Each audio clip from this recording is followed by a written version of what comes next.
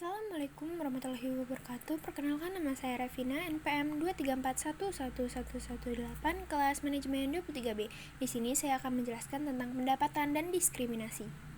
Pengertian, pendapatan merujuk pada jumlah uang atau nilai yang diperoleh individu atau perusahaan dari penjualan barang atau jasa yang dihasilkan. Ini mencakup penghasilan dari faktor-faktor produksi seperti upah tenaga kerja, sewa tanah, bunga dari modal, serta keuntungan dari kewirausahaan. Diskriminasi dalam konteks ekonomi mikro merujuk pada adanya ketidaksetaraan perlakuan atau harga yang berbeda terhadap individu atau kelompok dalam pasar. Diskriminasi dapat terjadi dalam bentuk harga yang berbeda untuk produk yang sama atau dalam hal ketidaksetaraan dalam akses atau kesempatan pada pasar tenaga kerja. Diskriminasi ini bisa didasarkan pada faktor-faktor seperti gender, usia, ras, atau karakteristik lain yang tidak terkait dengan perbedaan dalam produktivitas atau kualitas. Tujuan pendapatan dalam ilmu ekonomi mikro adalah untuk menganalisis dan memahami cara individu, rumah tangga, dan perusahaan memperoleh pendapatan dari berbagai sumber. Hal ini membantu dalam memahami distribusi pendapatan di masyarakat, alokasi sumber daya, dan faktor-faktor yang mempengaruhi kesejahteraan ekonomi. Sementara itu, tujuan dari penelitian tentang diskriminasi dalam ilmu ekonomi mikro adalah untuk mengidentifikasi, memahami, dan mencari cara mengurangi ketidaksetaraan atau perlakuan tidak adil dalam akses dan distribusi sumber daya ekonomi.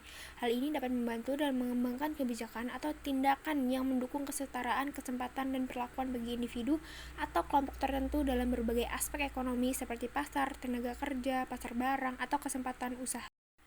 Kelebihan 1. Pendapatan. Pemahaman distribusi analisis pendapatan membantu dalam memahami bagaimana pendapatan didistribusikan di antara individu dan kelompok dalam suatu masyarakat, membuka peluang untuk kebijakan yang lebih inklusif. 2. Diskriminasi. Identifikasi masalah. Memahami diskriminasi membantu mengidentifikasi masalah ketidaksetaraan, akses dan peluang yang dapat diperbaiki melalui kebijakan atau tindakan tertentu. Peningkatan kesetaraan. Upaya mengurangi diskriminasi dapat meningkatkan kesetaraan akses terhadap pasar kerja, barang, dan peluang ekonomi bagi individu dan kelompok tertentu. Kekurangan dan kelebihan. Kekurangan 1. Pendapatan.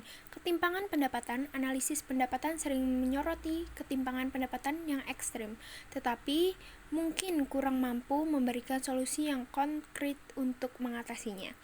2. Diskriminasi.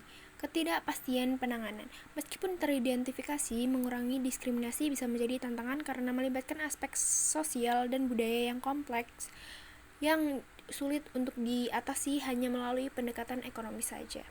Dampak kebijakan. Upaya mengatasi diskriminasi dalam ekonomi dapat menghadapi resistensi politik atau ekonomi yang membuat implementasi kebijakan menjadi sulit.